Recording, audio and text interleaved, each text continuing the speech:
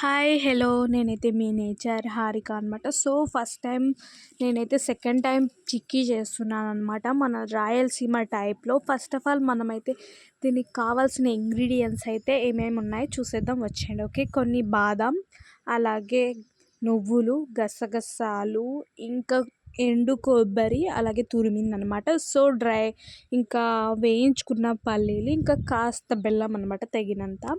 First of all మనం పెనంలోకి ఒక 1 spoon oil అదే గీ వేసుకొని మనం నువ్వులు అలాగే గసగసాలు వేసుకొని దోరగా అలాగే కొంచెం బాగా వేయించుకోవాలన్నమాట.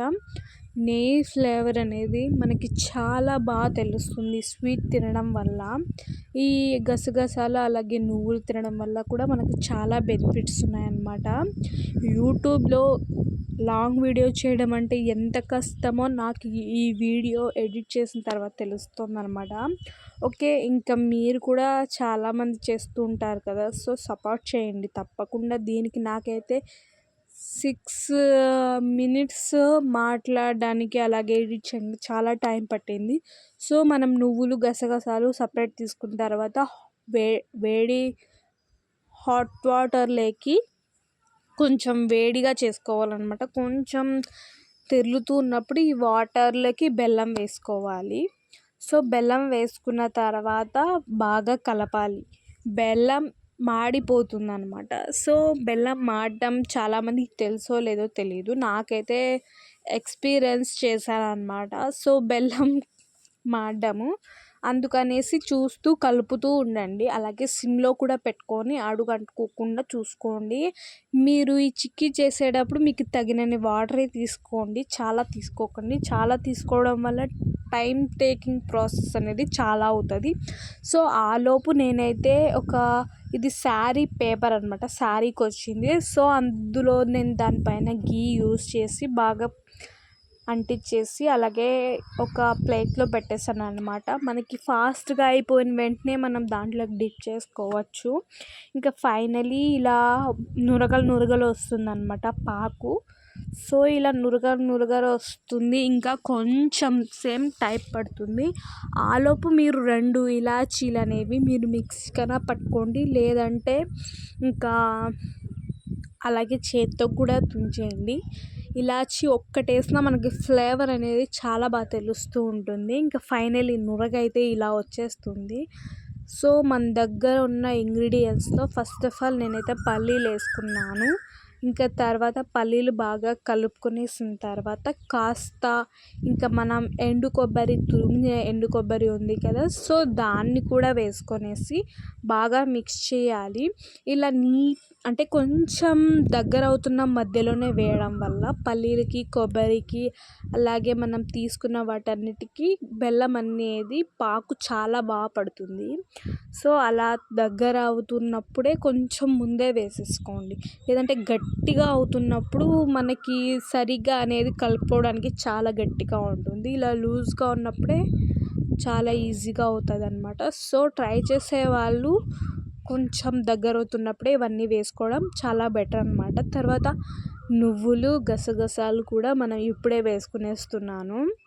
ఇంకా ఇవి కూడా బాగా వేసుకున్న తర్వాత బాగా నీట్గా అలాగే కలుపుకుంటూ ఉండాలి. మధ్య మధ్యలో అడుగంటకుండా చూసుకుంటూ ఉండాలి.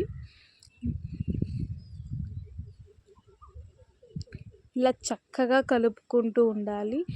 ఇందులో మీరు వేసుకోవాలనుకున్నవి ఇంకా మీకు నచ్చినవి డ్రై ఫ్రూట్స్ లేకపోతే ఇంకేమైనా వేసుకుంటూ ఉండొచ్చు.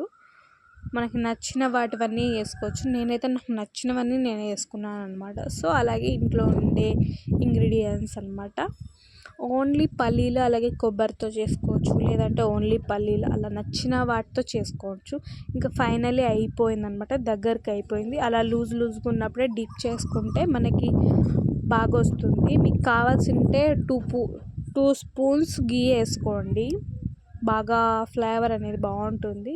తినని వాళ్ళు ఇగ్నోర్ చేయండి. ఓకే, ఫైనల్గా బాగా తీసేసుకున్న తర్వాత ఇలా డిప్ చేయండి అనమాట, ఎందుకంటే గ్యాప్స్ అలాగే ఫిల్ అవుతూ ఉంటాయి అన్నీ.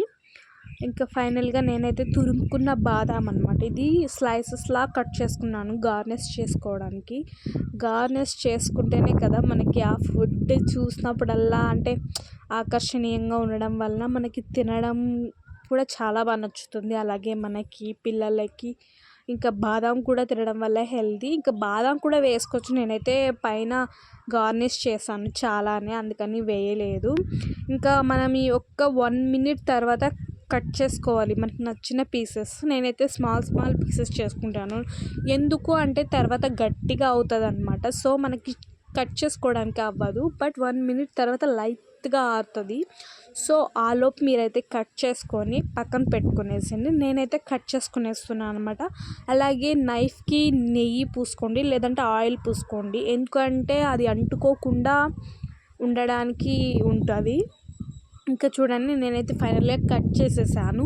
దీన్ని ఒక 1 అవర్ 2 అవర్స్ లేదంటే హ్యాపీగా 5 అవర్స్ వదిలేయండి. చూడండి ఎంత ప్లేట్ల నుంచి కవర్ తీస్తే ఎంత లూజ్గా వచ్చేసిందో. ఇంకా ఫైనల్గా నాకు ఈ స్వీట్ తీయడం అనేది భలే నచ్చిందనమాట. సో చూడండి ఎంత ప్లేట్లో నుంచి ఒక్క పక్క నుంచి ఎంత బాగా వచ్చేసిందో. సో మనం కట్ చేసాం కదా, సో అక్కడికి కట్ అయిపోయింది. చూస్తూ ఉంటే నాకైతే చాలా అంటే చాలా బాగా నచ్చేసింది. అలాగే తినడానికి స్మూత్గా అలాగే సూపర్గా ఉంది. మీరు కూడా ట్రై చేయండి. ఇంకా నా రెసిపీని ఫుల్ వీడియో చూసిన వాళ్ళు సబ్స్క్రైబ్ చేసుకొని లైక్ చేసి సపోర్ట్ చేస్తారని నేను అనుకుంటున్నాను. Thank you so much all of you. ఇంకా మరిన్ని నా వీడియోస్ కావాలనేవారు సబ్స్క్రైబ్ చేసుకొని సపోర్ట్